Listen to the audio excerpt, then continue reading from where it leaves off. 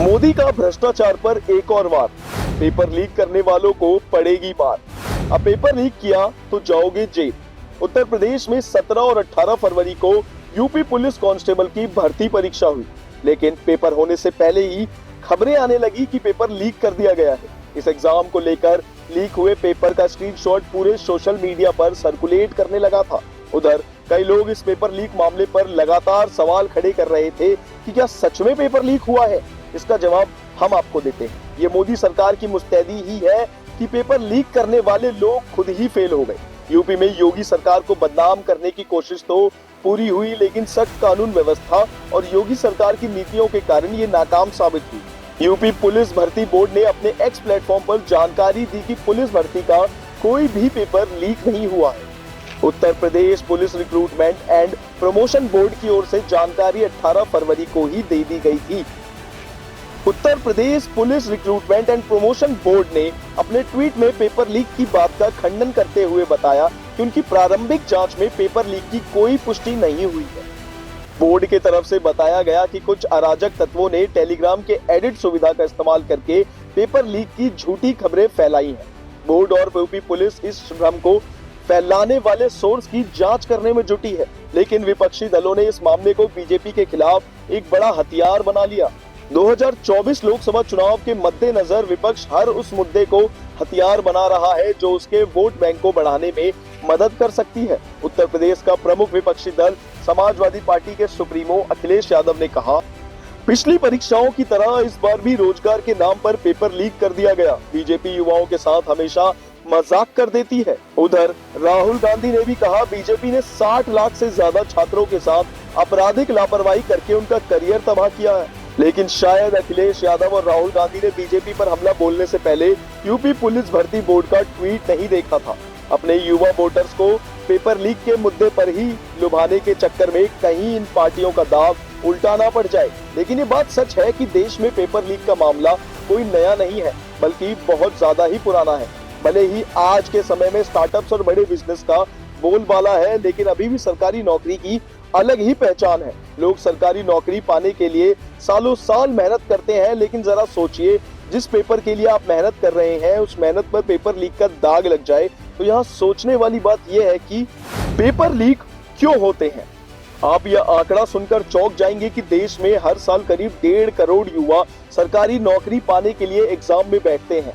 इसका सीधा कनेक्शन देश की युवा आबादी से है। भारत में वर्किंग पॉपुलेशन ज्यादा है जो नौकरी की तलाश में रहते हैं। ऐसे में नौकरियों की मांग ज्यादा है और सप्लाई कम है। मांग और सप्लाई के इस अंतर के कारण जन्म होता है पेपर लीक का। चुनाव के दौरान लगभग सभी राजनीतिक दल का मुख्य एजेंडा युवाओं को नौकरी देना ही होता है, और यही वजह है कि विपक्षी दल हमेशा रूलिंग पार्टी पर इस मामले को लेकर हमलावर होते हैं। और यूपी के इस भ्रम के बीच अखिलेश और राहुल का ट्वीट इसका एक बड़ा उदाहरण है। हालांकि विपक्षी दलों ने अपना चुनावी मुद्दे में रोजगार को हमेशा ही जगह दी है, लेकिन केंद्र में खाली 10 लाख से ज्यादा पदों को भरने के लिए युवाओं को कभी मौका नहीं दिया। पर नरेंद्र मोदी ने साल 2014 में पीएम बनने के बाद युवाओं के बेहतर भविष्य के लिए ये कर दिखाया। उन्होंने क्लास 3 और क्लास 4 के लिए इंटरव्यू खत्म कर दिया था। केंद्र में आने के 4 महीने के अंदर ही 2.25 लाख बेरोजगार युवाओं को केंद्र सरकार ने नौकरियां दी। केंद्र सरकार में खाली 100% सीटों को भरने का टारगेट रखा गया। राजस्थान में विधानसभा चुनाव के दौरान बीजेपी ने खुलकर इस मुद्दे पर बात की और बताया कि कैसे कांग्रेस ने युवाओं के भविष्य के साथ खिलवाड़ किया हुआ है, कैसे रोजगार के नाम पर परीक्षाएं होती हैं और बाद में पेपर लीक हो जाता है। लेकिन ये सिर्फ बातें नहीं थी, केंद्र की मोदी सरकार ने पेपर लीक के खिलाफ कड़ा रुख भी अपनाया। हमारे आजाद भारत में आवारा कुत्तों को मारने पर सजा का प्रावधान तो था, लेकिन पेपर लीक जैसे गंभीर मुद्दे के लिए कोई कानून नहीं था। देश को आजाद हुए 75 सालों से ज्यादा हो चुका है, लेकिन पेपर लीक को लेकर मोदी सरकार के कार्यकाल में कानून बनाए गए। पब्लिक एग्जामिनेशन बिल में प्रतियोगी परीक्षाओं को गलत तरीकों को रोकने के प्रावधान है। इसमें सिर्फ पेपर लीक ही नहीं, बल्कि उनमें कराई जाने वाली नकल को भी सजा के दायरे में रखा गया है। पेपर लीक या नकल कराने वाले दोषियों को 3 से 5 साल तक की जेल और 10 लाख तक का जुर्माना होगा। दूसरों की जगह परीक्षा देने के मामले में दोषी पाए जाने पर 3 से 5 साल की जेल होगी और 10 लाख का जुर्माना। किसी संस्थान की मिली भगत साबित होने पर उस संस्थान से परीक्षा पर आने वाला पूरा खर्च वसूला जाएगा। संस्थान पर 1 करोड़ रुपए तक का जुर्माना भी लगाया जाएगा और उसकी संपत्ति भी जब्त की जाएगी। दोषी संस्थानों के डायरेक्टर, मैनेजमेंट या इंचार्ज पेपर लीक या नकल करवाने के दोषी मिले तो उन्हें भी 3 से 10 साल की सजा हो और 1 करोड़ रुपए का जुर्माना होगा। पेपर लीक और नकल का संगठित अपराध करने के दोषी लोगों को भी 5 से 10 साल की सजा और 1 करोड़ रुपए का जुर्माना होगा। लेकिन कानून तो बन गए, पर पेपर लीक के कारणों के बारे में जानना जरूरी है। जिस भी संस्थान में परीक्षा का आयोजन होना है, अगर उस संस्थान के बाहर के लोगों के पास क्वेश्चन पेपर पहुंच जाता है या उनसे शेयर होता है, तब पेपर लीक हो जाता है। इसके लिए बकायदा एक सिंडिकेट काम करता है जो परीक्षा प्रणाली की कमजोरियों का फायदा उठाते हैं और बाहर के लोगों तक पेपर पहुंचाते हैं।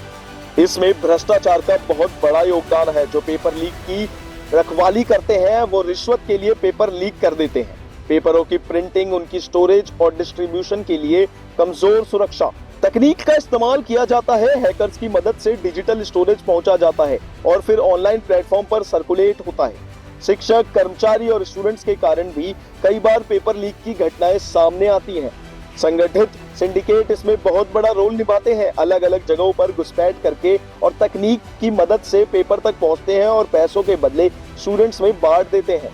एडमिनिस्ट्रेशन के लोग भी इस लीक का हिस्सा हो सकते हैं, जो भ्रष्ट हैं और अपने फायदे के लिए सिंडिकेट या दूसरे लोगों के साथ मिलकर पेपर लीक कर देते हैं।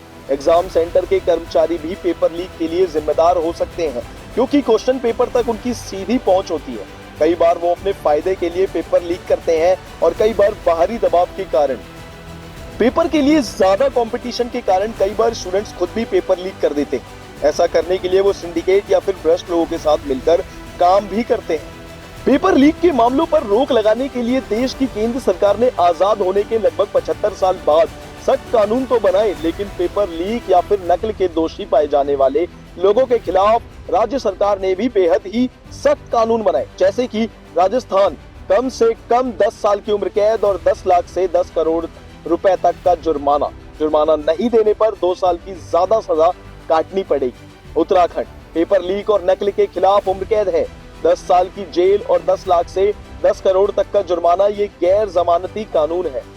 गुजरात दोषियों को 3 से 10 साल की सजा, 1 लाख से 1 करोड़ का जुर्माना। इसके अलावा पेपर खरीदने वाले छात्र को 2 से 10 साल की सजा का प्रावधान है।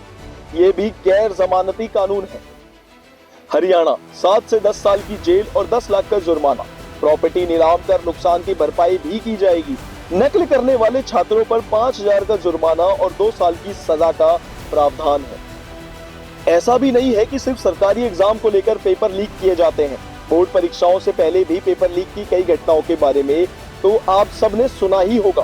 पेपर लीक की खबर आने के बाद एग्जाम को रद्द करना पड़ता है, जिसके कारण छात्रों के भविष्य पर इसका गहरा असर देखने को मिलता है। अगर हम साल 2017 से लेकर 2023 तक के पेपर लीक के आंकड़ों पर नजर डालें, अलग अलग राज्यों में 70 से ज्यादा मामले सामने आए और 1.5 करोड़ से ज्यादा छात्रों पर सीधा असर पड़ा है। बिहार बोर्ड की 10वीं की परीक्षा पर पेपर 6 बार लीक हो चुका है। पश्चिम बंगाल में राज्य बोर्ड परीक्षा के पेपर कम से कम 10 बार लीक हुए हैं। तमिलनाडु में 2022 में 10वीं और 12वीं की बोर्ड परीक्षा के पेपर लीक हुए। राजस्थान में 2018 से 2022 तक सरकारी नौकरियों के लिए होने वाली परीक्षाएं 12 रद्द हुई। इसके अलावा गुजरात में साल 2015 से लेकर साल 2023 तक कंपटीशन एग्जाम के 14 से ज्यादा बार पेपर लीक हो चुके हैं, जिसमें जीपीएससी चीफ ऑफिसर 2014, तलाटी एग्जाम 2015, टीचर्स एप्टीट्यूड टेस्ट 2018, मुख्य सेविका 2018, नायब चिटनीस 2018, लोक रक्षक दल 2018, नॉन सचिवालय clerk 2019, head clerk 2021, junior clerk exam 2023, forest guard exam 2022 और सब एडिटर पेपर 2021 में लीक हुए थे। उत्तर प्रदेश में 2017 से 2022 के बीच पेपर लीक की कम से कम 8 घटनाएं देखी गई हैं। इनमें inspector online recruitment test, teacher eligibility test, preliminary eligibility test, BEd joint entrance exam, NEUT UG exam, class 12 board exam शामिल हैं। पश्चिम बंगाल, तमिलनाडु, मध्य प्रदेश, कर्नाटक, महाराष्ट्र, बिहार और हरियाणा में भी ऐसे ही पेपर लीक के मामले सामने आए हैं। इन राज्यों में लगातार हो रही पेपर लीक की घटनाएं न केवल भ्रष्टाचार की ओर इशारा करती है, बल्कि एजुकेशन सिस्टम की खामियों को भी उजागर करती है। अगर आपको हमारा ये जानकारी पसंद आई तो आपसे निवेदन है कि आप इसे जरूर लाइक करें और हमारे चैनल आई ऑन भारत को तुरंत सब्सक्राइब भी कर लें। धन्यवाद।